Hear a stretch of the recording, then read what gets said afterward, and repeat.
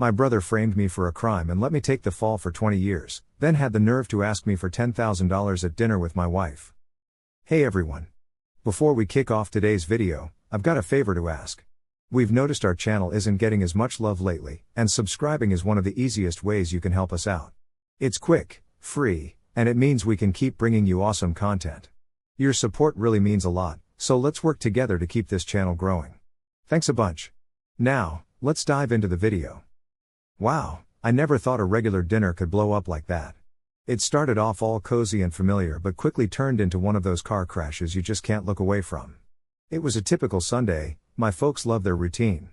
Mom had whipped up her famous pot roast, and Dad was already on his second bourbon before my coat was even off. Normally, the smell of roasted carrots and beef would chill me out, but not that day. It just made me feel queasy. My wife Kane shot me a look, the one that said, "Let's just get through this, and we can bounce after dessert." We'd done this dance a million times: sit down, smile, and endure Derek. But today was different. Derek showed up late as usual, with his hair slicked back like he was still a college kid, and of course, he was wearing a leather jacket despite the heat.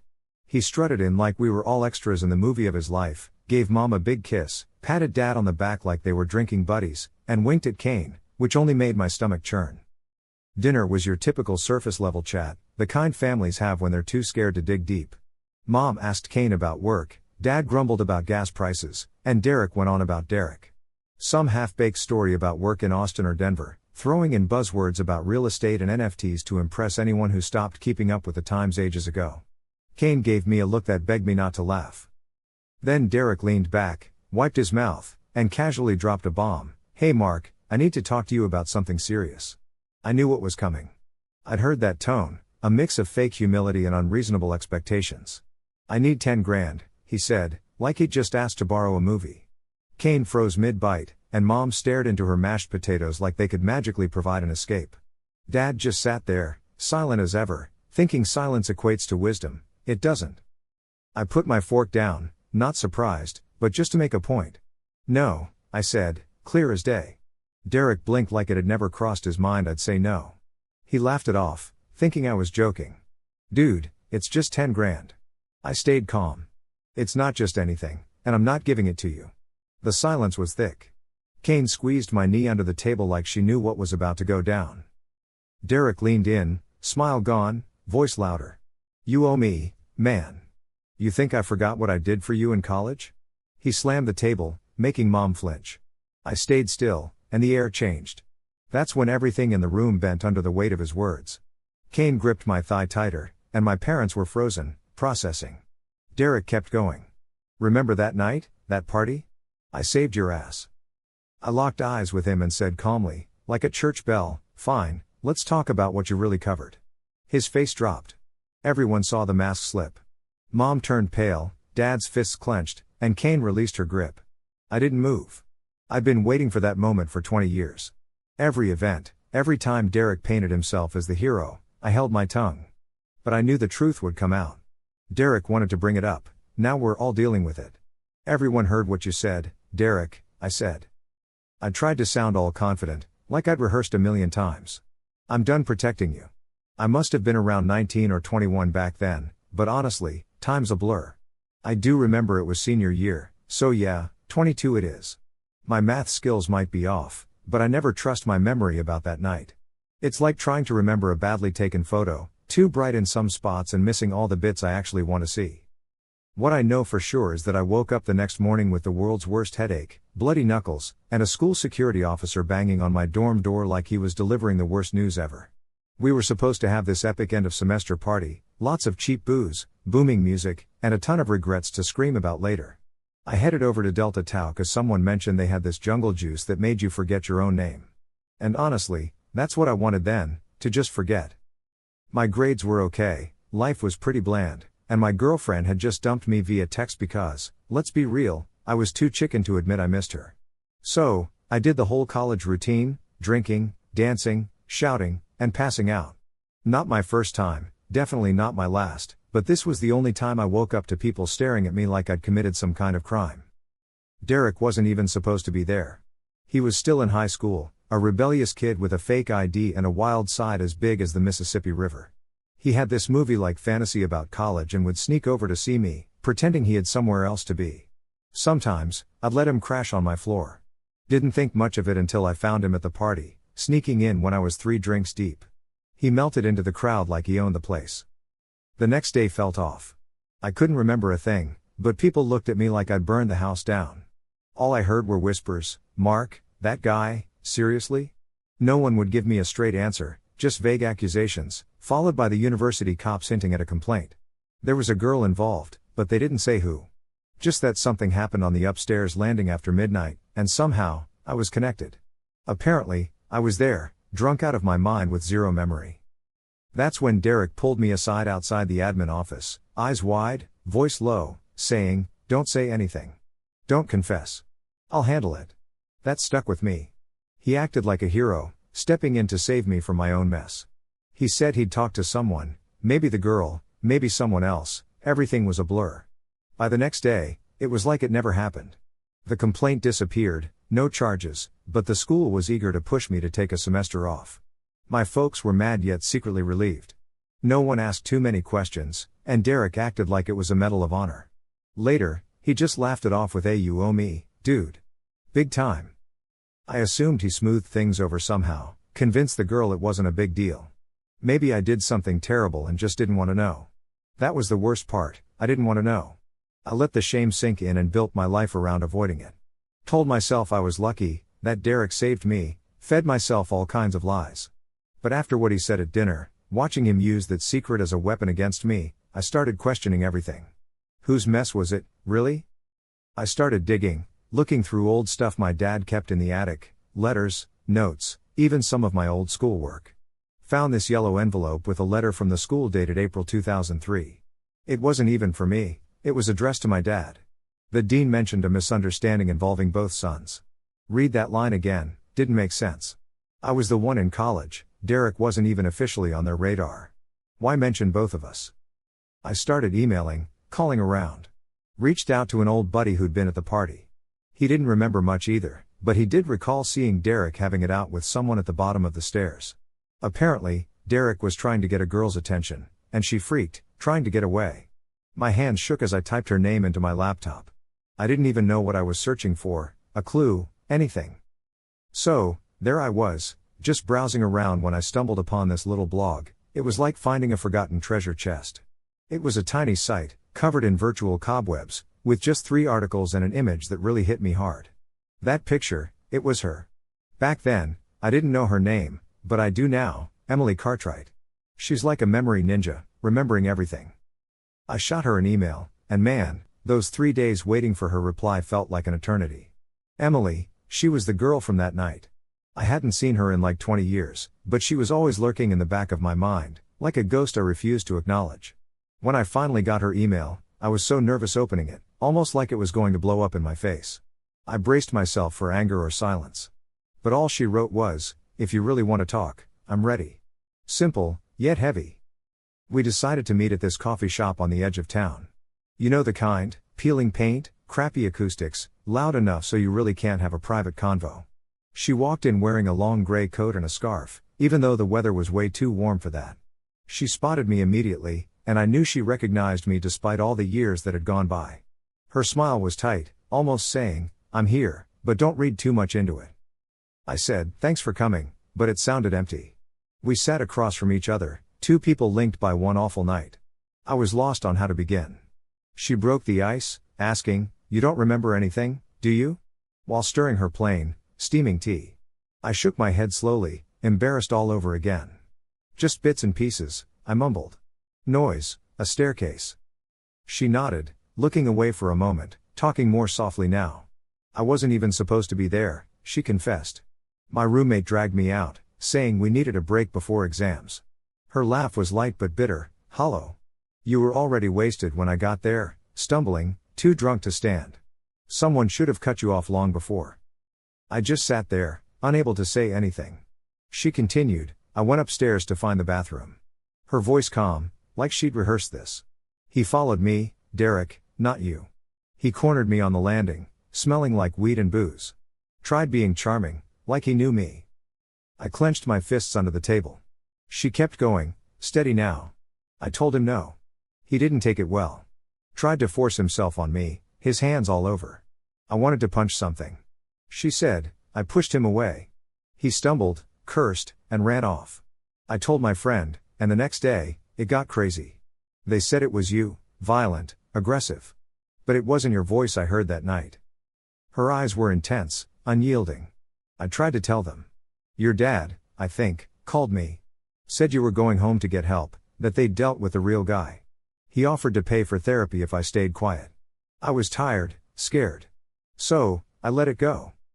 My heart felt like ice, realizing the weight of what she'd been through. He told you I was gone, I said. She nodded. Said they'd handled it.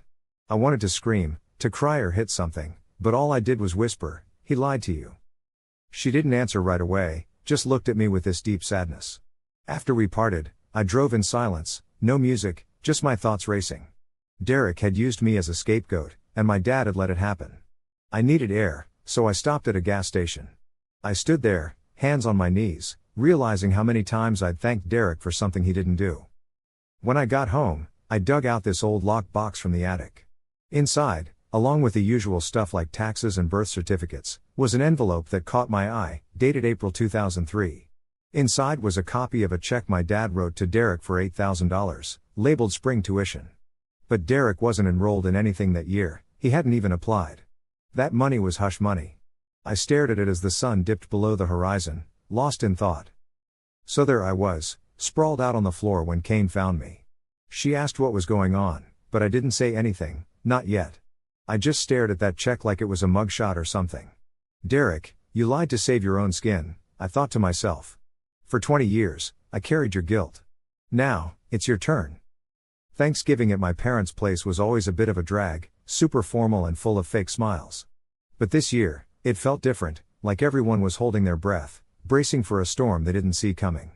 I hadn't talked to Derek since that big blow-up at dinner 3 weeks ago, and the silence between us was louder than ever. Still, he turned up, strutting in like he owned the place, grinning like he'd lost all sense of shame. He hands my mom some booze, as if that would just fix everything, and gives my dad a hearty slap on the back, pretending like old times.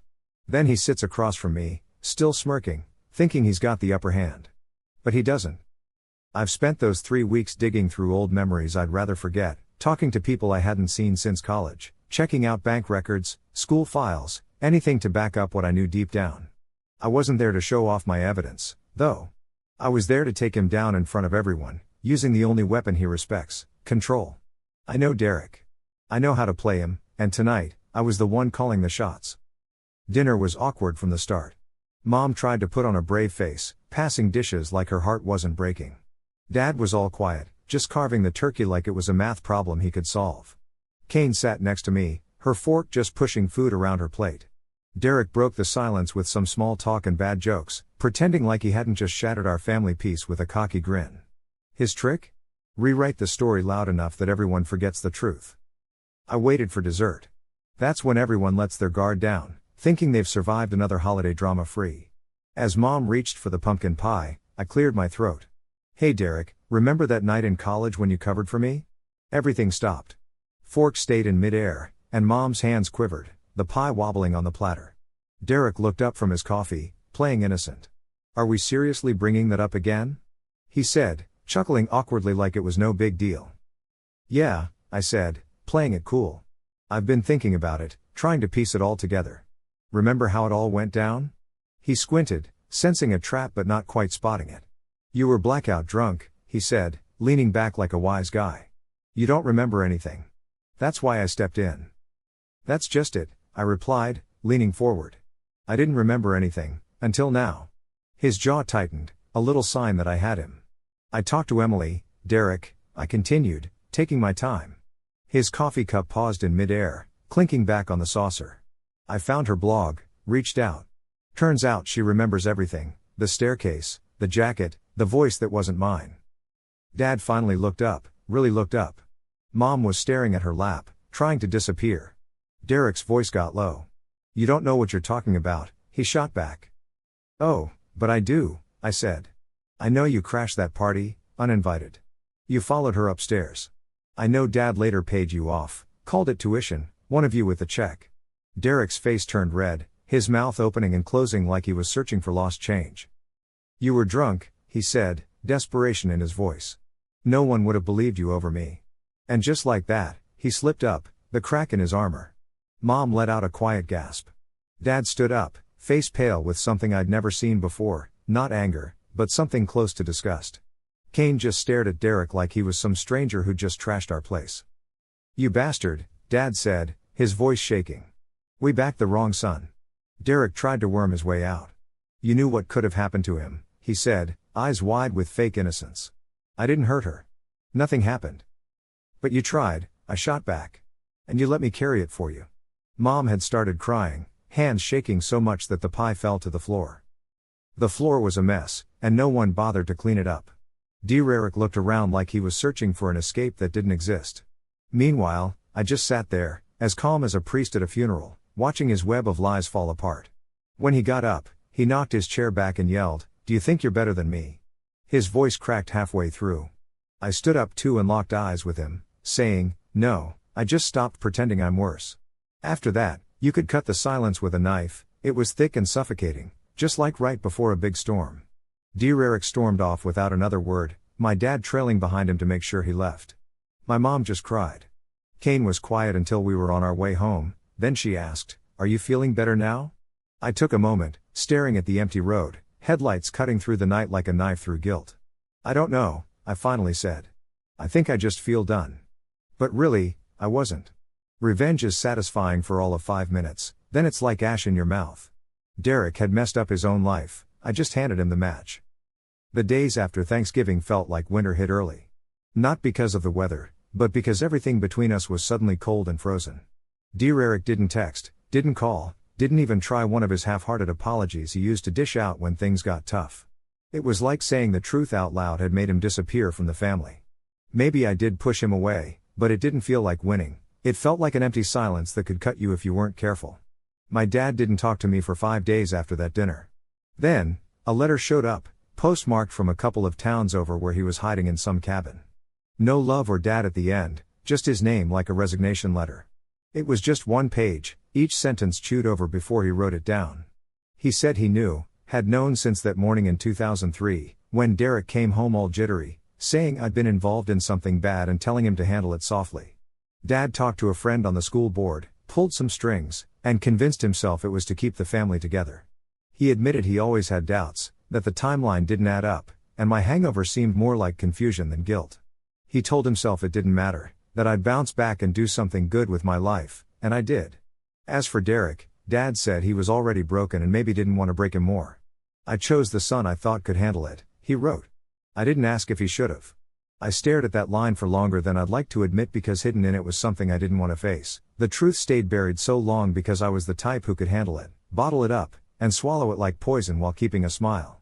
And maybe that's how I became the person they all thought I was. My mom never brought it up again, at least not out loud.